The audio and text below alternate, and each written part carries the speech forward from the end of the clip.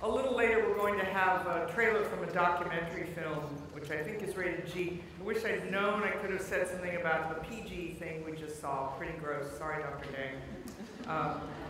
Little warning, I think people have asked me for, so I'll let you know that the next video, I think, is less clinical than that.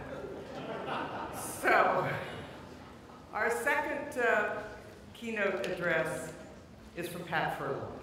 She is one of those speakers who puts a face to CIRM, to every hope and every dollar and every hour of labor you're all putting in. More than 30 years ago, doctors diagnosed our speakers' young sons, Christopher and Patrick, with Duchenne muscular dystrophy. It is the most common fatal genetic disorder that is diagnosed in childhood. But the devastating impact on her own children and her own family have made Pat Furlong a defender of all children and all families with Duchenne. And she has made herself into an international authority on the disorder and keeps close tabs on the progress of the work that's being done to hold it in its tracks. Pat Furlong.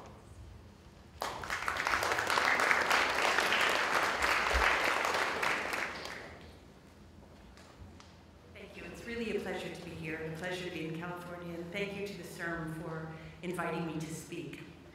So these are the Furlongs, and this was 1984.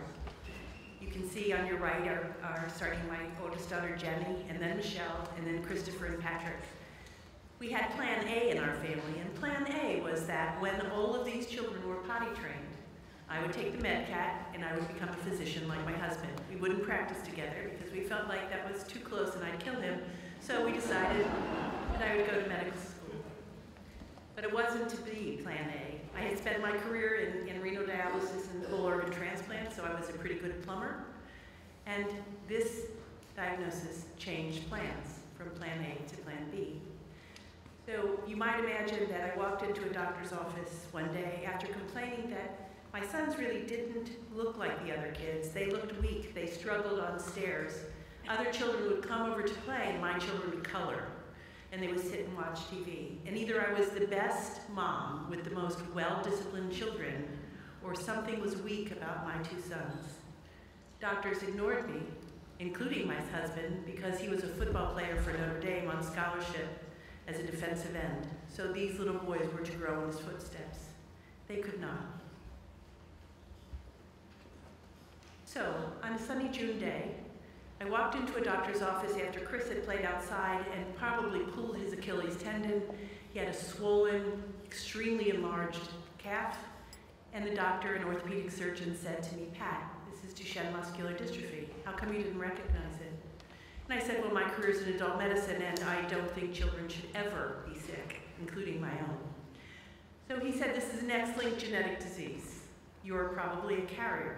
1 in 5,000, 4,600 children will be born, male children will be born and diagnosed with Duchenne." What he left out of that conversation is 1 of every 4,600 women will be born with a genetic mutation and not know about it until they had children. So I am a first-time carrier in my family. The diagnosis of my children was 3 years old, 5 years old. And the doctor said that very day, "This is a progressive course. They're walking now, but by the time they're 9 years old, they won't be walking. By the time they're 15 years old, they won't raise their hand to their mouth, and by the time they're teenagers, they'll be gone."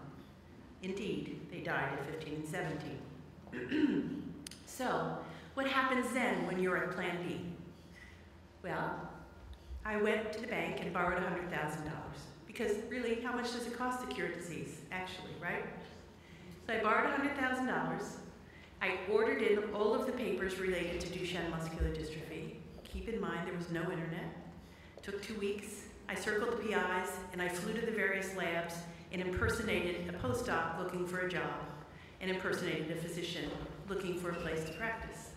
And the reason I did that was because I had heard enough of Mrs. Furlong, "Go home, those boys are going to die, and what can you do?" I really wanted to know some answers. What do we know about this disease? How well is it characterized? Do the patients look like my sons, all of them? Where's the standard of care? What are we going to do? I'd ask simple questions like, "My son is flat-footed. Do I put arches under his feet? Will that accommodate his gait? Will that help him? Or will that hinder the gait that he's accommodated?" And many physicians said to me, who cares? He's going to stop walking. And I said, I care about the quality of their lives. So I ran around the earth with my $100,000, pretended to be somebody else, and what I learned was there was no investment here. There was no standard of care here. There was nothing. I learned that the NIH didn't care about rare diseases. The Department of Defense didn't care about rare diseases. I learned that few people cared about rare diseases. So then one day in the late 80s, there was a paper about myoblast transfer. So that was, we were going to deliver myoblasts, immature muscle cells, into the muscle cells of boys with Duchenne. Well, that sounded like a terrific idea. Theoretically, you have a bad cell, you're going to put a good cell in there and it will be cured, right? Well, it turns out that back then, there were a couple things going on. One is we didn't know the right kind of cell, we still don't exactly, and where to put it or how to get it there. We didn't know the questions we needed to ask. The FDA began to regulate transplantation, tissue transplantation, and I was there talking to them about that. So there was a lot of hope, and theoretically we could deliver these cells, and theoretically they would walk again. My sons participated in a clinical trial where they got 330 injections in the hips and legs of myoblasts. Shortly after that, within hours of that procedure, they had a generalized rash right where those injections were. And I knew that they were being rejected and discarded, and that the muscles, based on the injections, might have more inflammation and more degradation. So we had a lot of hype and not very much hope. And then they talked about other places to get stem cells, like cord blood, and families that I knew were saving their cord blood and thinking about, should we just deliver those immature cells, whatever those stem cells, those mysterious cells.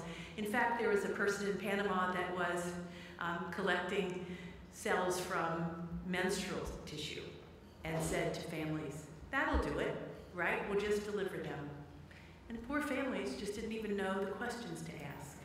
And that's sometimes the problem. As citizen scientists, we gain a lot of information, but we don't have the questions at our fingertips.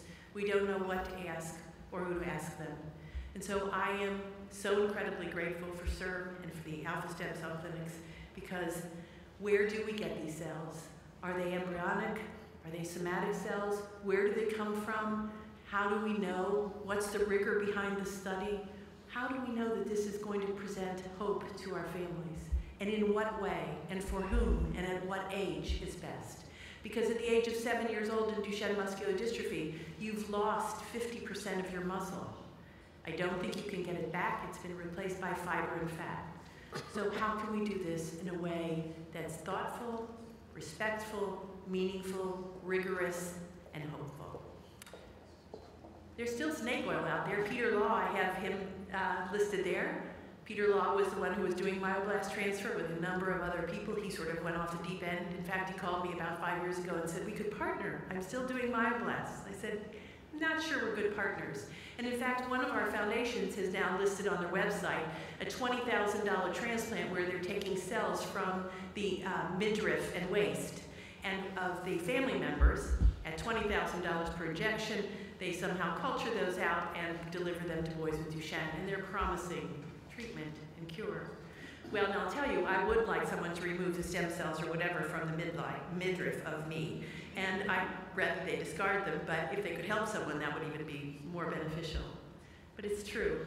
There's still the snake oil out there, and families are faced with decisions about benefit risk and how they might deliver hope to their children in the face of this disease and many other diseases. So now, what I think we can do together is ask those realistic questions. What disease is most amenable at this moment today to stem cells? And there are many, and we've heard this morning, and I'll agree with you with the graphic work on the corneas, but it is incredible work that you're all doing, really incredible work. What's the target? Should we deliver, could we deliver to every single skeletal muscle? Could we deliver to the heart? Because in Duchenne muscular dystrophy, the heart is a muscle too, and we worry that it was not built to last. So could we, is it possible to deliver cells, maybe even rescue the cells of the heart rather than replace the cells of the heart, and maintain that as we work to improve the skeletal muscle function? Should we use autologous or allogenic? How will we know? How will we deliver to the stem cells to the whole skeletal muscle of this human body? How can we do that in a way that's safe and efficacious? And at what time do we do that in this disease trajectory? Will we know they engraft? Do they need to? Could they rescue those skeletal muscle cells? What is the delivery vehicle? Could we use them as a delivery vehicle delivering exosomes? And would those exosomes be able to rescue the cells? What is the immune response? And do we need to think about that and think about an immune suppression protocol like we do in whole organ transplant? The questions offer hope. I think when my sons were here, I can say to you that people were delivering promises that they could not fulfill. So it was hope without promise, hope without realistic ability. So today, with all of the work that you're doing, there will be a day when you can deliver on the promise. When boys with Duchenne muscular dystrophy, newborn screening, that we treat them early and effectively, and that they live, unlike my sons, to fulfill their dreams. So we today have now written draft guidance for the FDA. We're doing benefit risk around cell therapies and around gene therapies. We're preparing the landscape for you to fulfill the promise of what we hope is best, a life and a long life for boys with Duchenne. Thank you.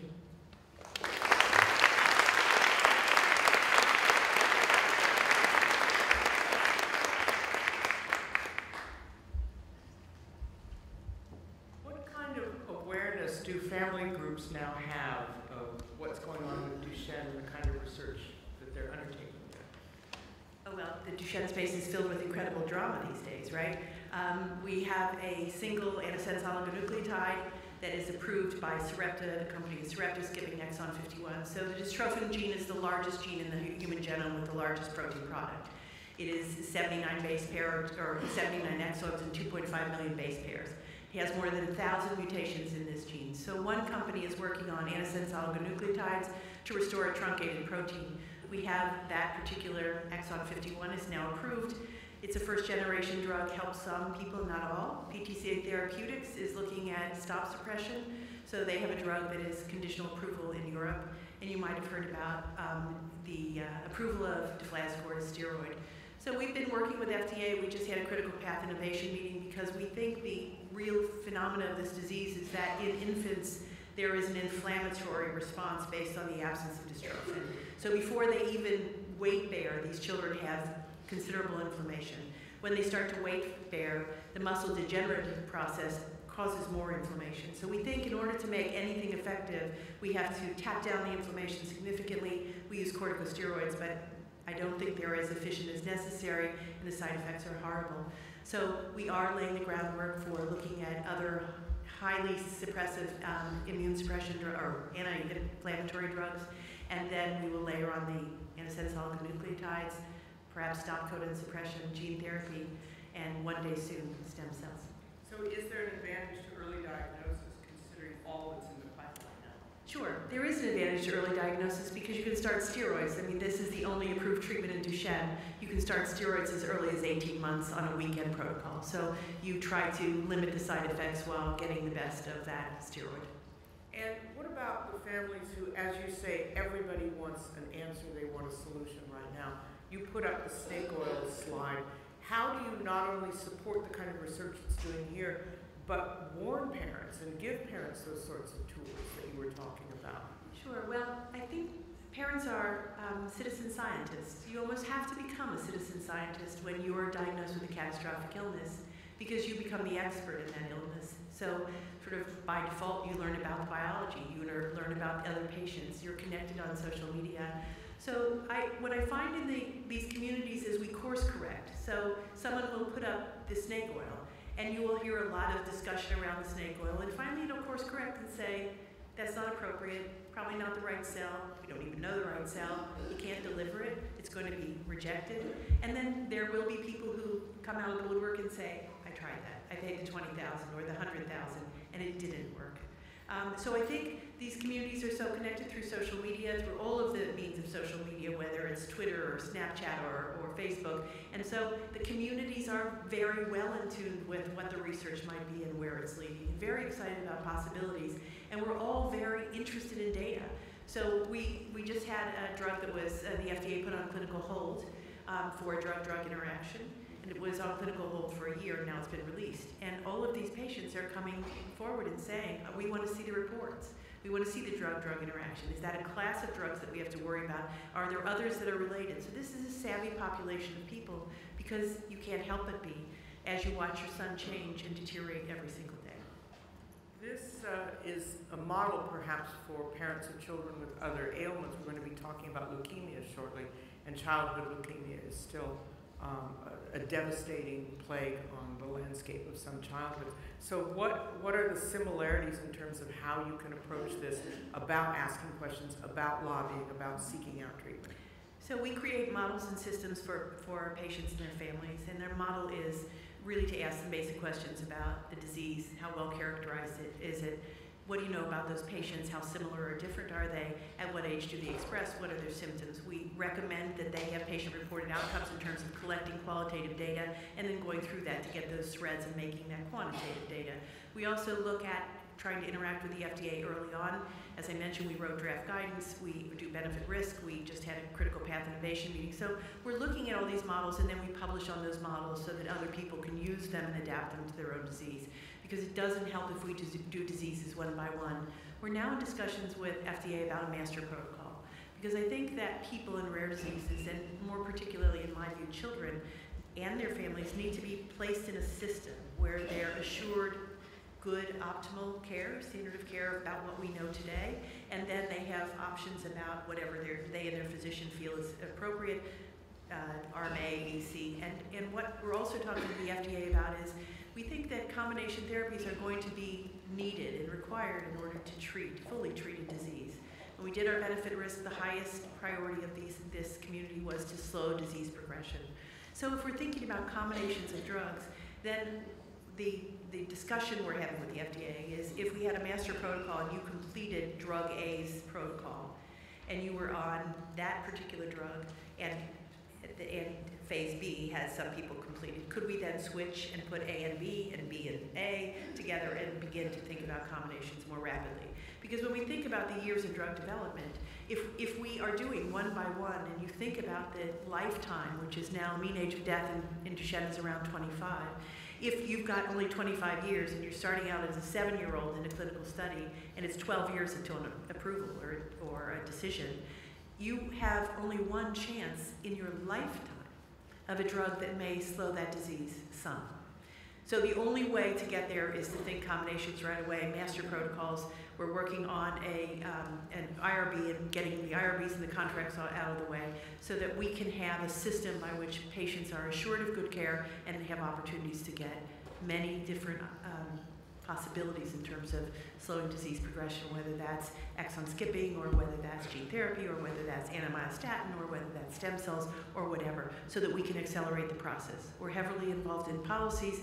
We've been called to help with PDUFA, and we are also talking about transparency in terms of sponsors and FDA. So we feel like we can move that field forward, and in fact we have. One of the first things that we did as I started PPMD, you might think, well, what was your first research investment?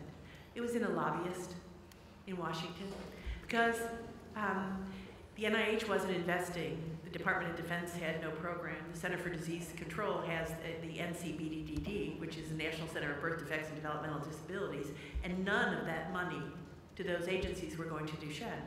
So I went and hired lobbyists and wrote down on the back of an envelope what I thought should be a law, would be centers of excellence, a research plan, and standard of care. And that became the MD Care Act. It was introduced in the House and Senate in 2000, passed and signed into law by George Bush in 2001. And from then till now, $700 million out of the government agencies, CDC, DOD, and NIH has been invested in Duchenne muscular dystrophy research.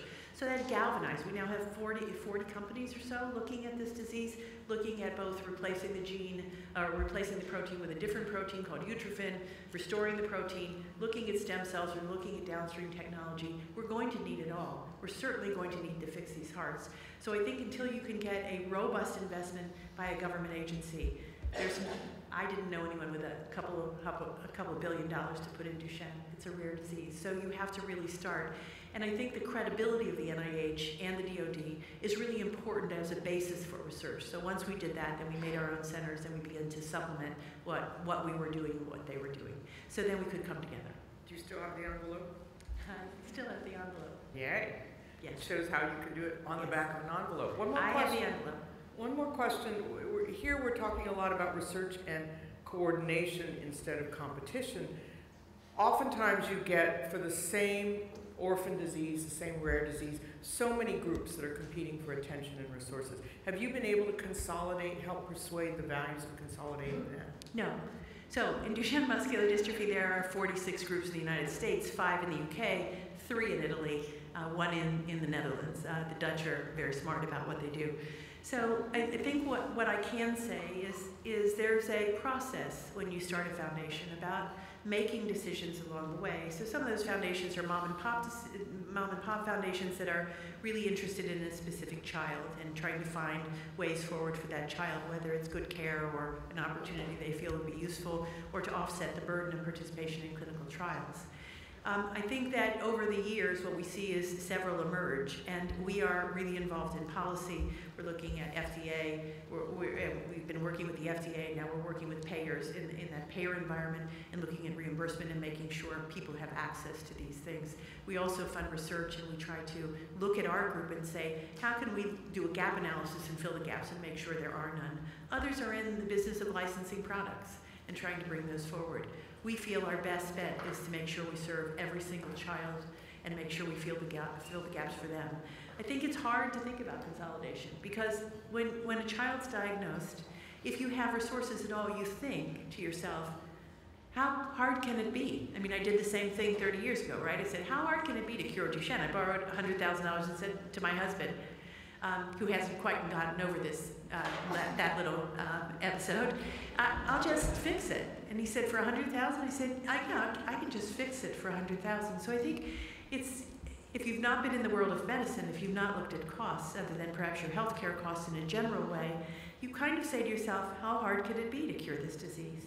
And then you walk that path a few years and you think, well, it's pretty hard. And then you begin to think, what's the best streamline? So what our view about consolidation is, we open our board to have any parent with a foundation join that board and come in and look at what we do in a non-transparent, a very transparent way, and then they can decide they want to support that or not. Because I think the most important thing in a rare disease is to try to carve out that little tiny piece of the world that you think you can control when the rest of the world's spinning out of control. Thank you so much. Thank you very much. Dr. Furlong.